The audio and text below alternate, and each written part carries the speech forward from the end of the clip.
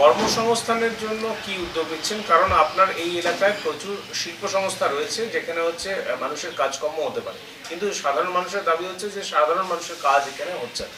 কি ভাবছেন এটা? দেখো, অসুবিধা তো আছে। লোক যে লোকাল মানুষ আছে, কিছু কিছু ফ্যাক্টরি আছে যে বলে কি না আমি লোকাল লোককে লিখব না, বাইরে থেকে লোক লিখবে। এখন আমরা ব্যবস্থা করে দিয়েছি কি বাইরের লোক আসবে না, যে আমার যে মূল্যবাসী আছে তাকেই তোমাকে চাকরি দিতে হবে। সেই জন্যে আমরা শ্রমমন্ত্রীর সঙ্গেও কথা করেছি। এবার আমরা একটি এই চাকরি ব্যাপারে যে ফ্যাক্টরিগুলো আছে তাকে মাঝে আমি মিটিংও করেছিলাম, কিন্তু রেজাল্ট হলো না। এবার প্রথম কাজ আমার এই হবে, ছেলেগুলা যে বেকার আছে চাকরি দিতে হবে, এই ব্যবস্থাটা আমরা করব।